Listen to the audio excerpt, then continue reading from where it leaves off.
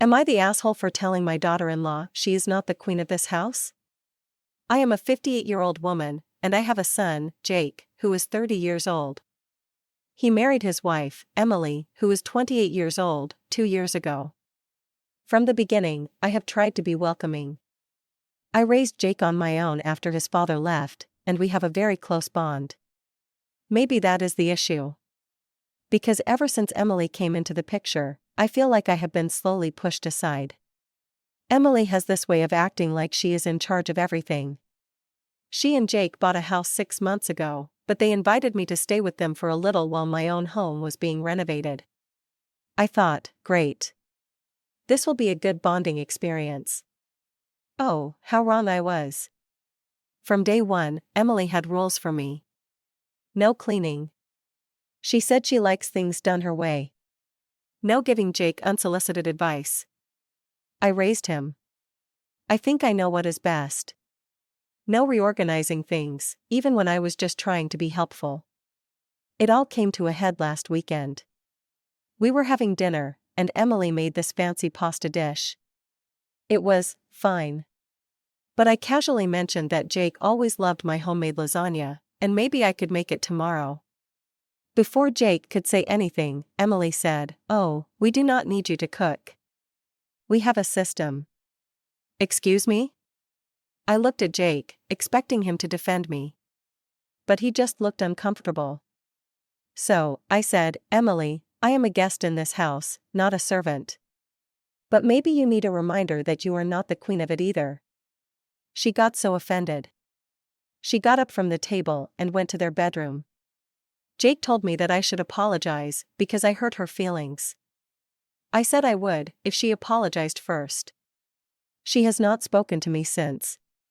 Jake is torn. My renovations are almost done, and I feel like this whole situation is ridiculous. Am I the asshole? Update 1, a few days later. Wow, I did not expect this much response. Some of you say I was out of line. Others say Emily was being controlling. I see both sides. So, I decided to be the bigger person and try to talk to her.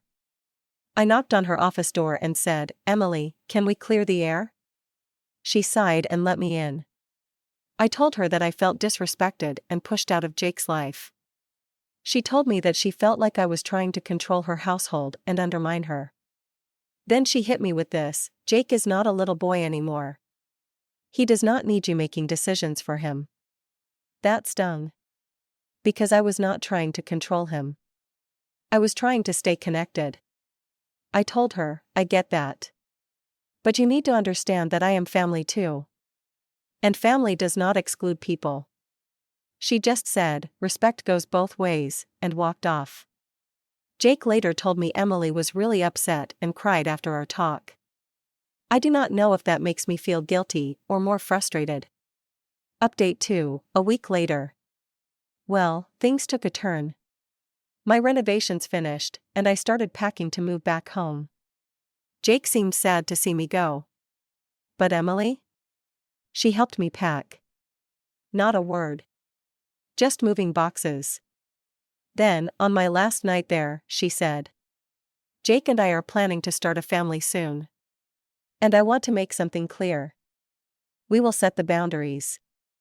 If you cannot respect them, you will not be involved the way you want to be." What? I was floored. She is already trying to cut me out of my future grandchild's life? Just because I suggested a lasagna? I looked at Jake, waiting for him to say something. But he just muttered, "Let's not fight." I left the next morning without saying much. Update 3, 2 months later. I took some time to reflect. And here is what I realized. Maybe I was overstepping. But Emily? She is not blameless either. We both have strong personalities, and we both love Jake. Maybe we are just two women who do not know how to coexist. But here is the kicker. Jake called me last week. He sounded off. He said things with Emily have been tense. That she has been extra controlling about the house and his decisions. Apparently, she did not even let him buy a new set of golf clubs because it was not in the system. Now, I am wondering. Was I right all along? Update 4, 4 months later. Oh, well. Buckle up. Because this is a mess. After my last update, I tried to keep some distance. Jake and I would talk here and there, but it was never anything deep. I was trying to be respectful. But last week, Jake called me, at midnight, sounding exhausted. He asked if he could stay at my place for a few days. Of course, I said yes. I was worried sick. When he arrived, he looked rough. Dark circles under his eyes. Messy hair. Just tired. I asked him what happened, and he sighed. Emily and I had a huge fight. Apparently, things had been getting worse. Emily wanted complete control of their household. From what groceries they bought to how Jake spent his free time. He told me that he felt like he was walking on eggshells. The final straw? Emily found out that he had called me to vent last week. She lost it. She accused him of running to mommy and sleeping with the enemy. Yes. She actually said that. I tried to keep my face neutral.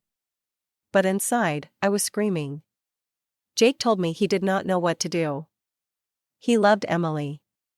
But he hated feeling like he had no say in his own life. I told him, you need to think long and hard about what you want. Because a marriage without mutual respect? That is not a marriage. He is still here, by the way. He told Emily he needed space. And now, she is blowing up his phone. So yeah. I do not know where this is going. But something tells me the drama is not over yet. Update 5, 1 week later, the final update. Welp. It happened. Jake went back to the house to talk things out with Emily. Within 1 hour, he was back at my doorstep with a suitcase. He told me, I cannot do this anymore. Emily had doubled down on the controlling behavior. She told him that if he left, it meant he chose me over her. She even accused him of being emotionally enmeshed with me. Like I was some kind of weird puppet master. Jake finally saw it. He told her he wanted a separation. Emily called everyone. Her parents. Her friends. Even my sister. She posted on Facebook about how certain mothers do not know when to let go. Meanwhile, Jake is relieved. So, am I the asshole now? Or did I just save my son from a lifetime of misery?